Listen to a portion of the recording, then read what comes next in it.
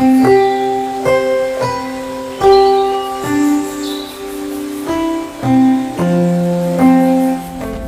Viewers, मेरा नाम doctor Tariq Naseem है। मैं as a senior urologist Max super speciality hospital Dehradun में अपनी सर्विसेज देता हूँ।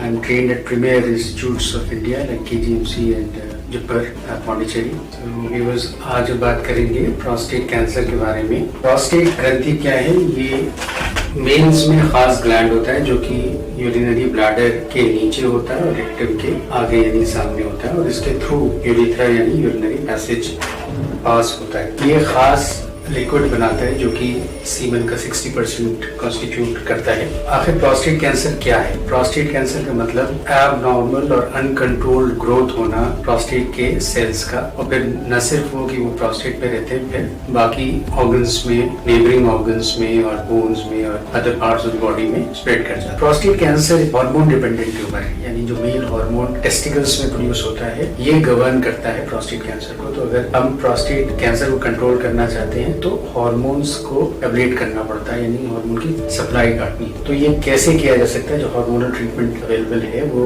उसके या तो आप सर्जिकली टेस्टिकल्स को रिमूव कर सकते हैं या मेडिकल कैस्ट्रेशन होता है, जिसमें आप ऐसी मेडिसिन दें जो कि ब्रेन पे एक्ट करती हैं और वहां से जो स्टिमुलस बनता है टेस्टोस्टेरोन प्रोडक्शन के लिए, तो LHRH एगोनिस्ट आप दे सकते हैं, जिससे कि LH जो कि ल्यूटिनाइजिंग हार्मोन होता है टेस्टिस से टेस्टोस्टेरोन बनाने के लिए, वो बनना रोक देता है, या LHRH एंटागोनिस्ट दे सकते हैं।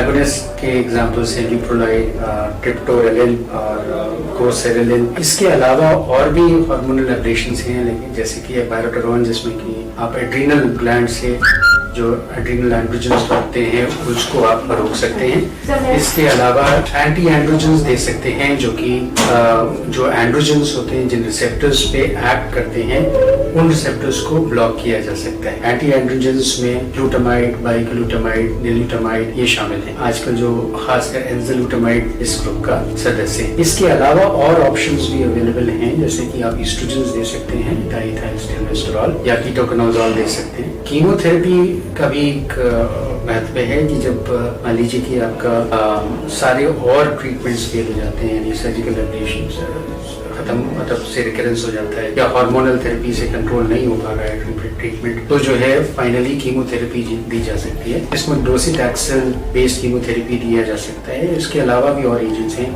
जैसे कार्बोटैक्सिल है, हिस्टामिस्टिन है, माइट्रोजेंट्रोन है। तो कहने का मतलब ये है कि प्रोस्टेट कैंसर के ट्रीटमेंट ऑप्शंस बहुत। ओवरऑल प्रोस्टेट कैंसर एक स्लो ग्रोइंग कैंसर है और उसमें 5 ईयर सर्वाइवल अच्छा होता है। Thank you.